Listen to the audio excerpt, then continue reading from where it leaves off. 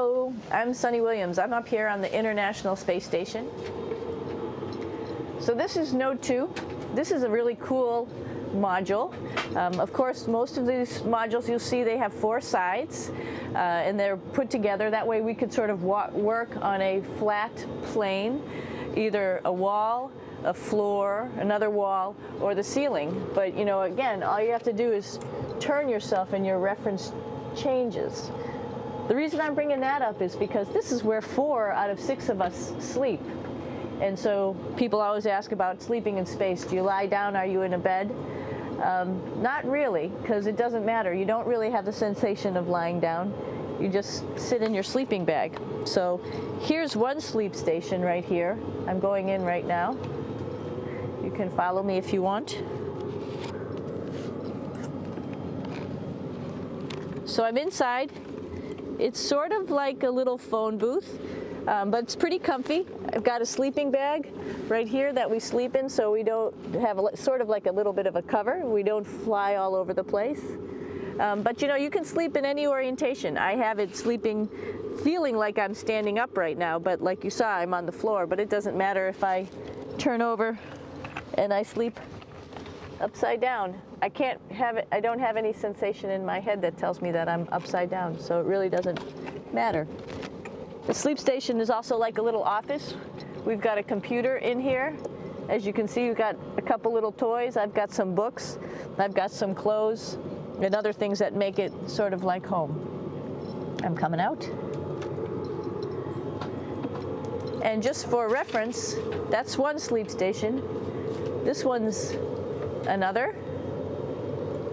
Right here. There's one on the ceiling, if you want to call it. Right here. And then there's a 4th on the other wall over here. So all of us sleep in a little bit of a circle. All right, come on back. There's more to show you.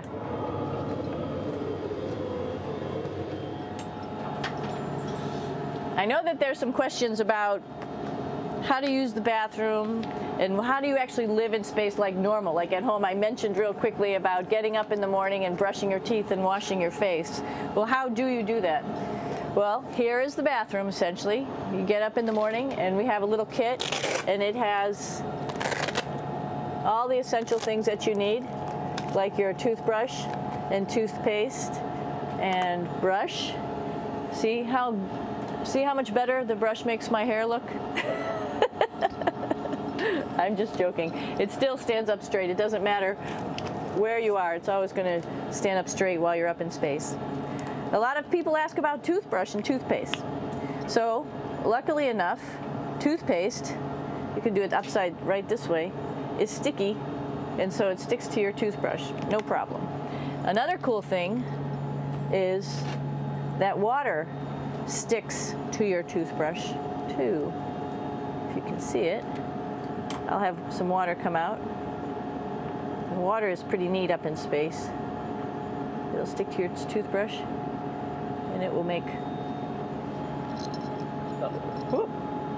a big bubble. And that's just by surface tension. And then you can drink it. So a lot of people ask about what do you do with the toothpaste after you brush your teeth.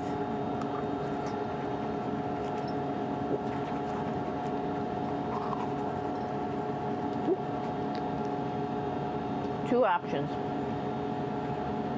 Swallow it, and it's sort of like mouthwash, but it tastes a little gross.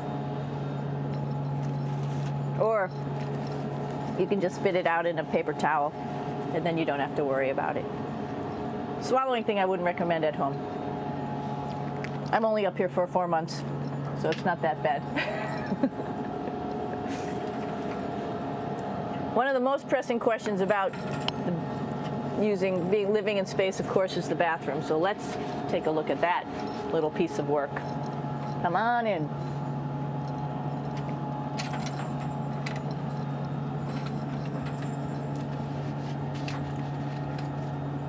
Here we are at the throne. This is awesome. You might see the little You might have noticed the little moon on the outside. This is our orbital outhouse right here.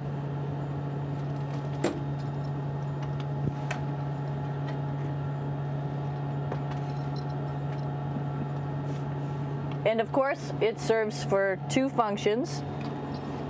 Number 2, right here. I'll show you. But you see it's pretty small, so you have to have pretty good aim, and you'll be ready to make sure things get let go the right direction. And it smells a little bit, so I'm closing it up. And that's of course for number 2.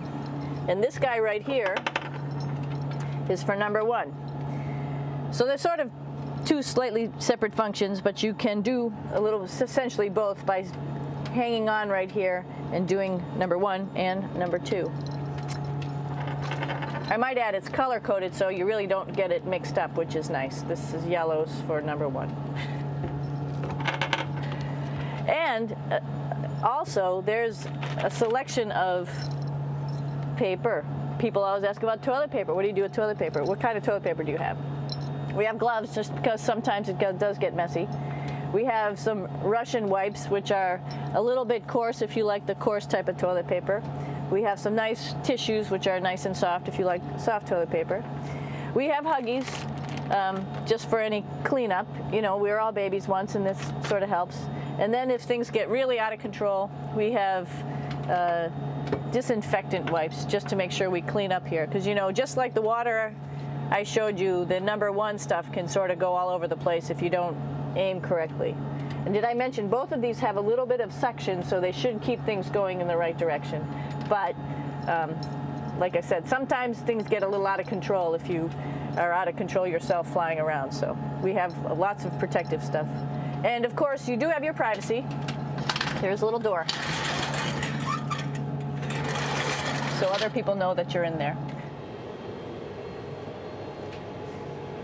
Here's a pretty cool place. This is sort of like in your house where everybody meets in the morning.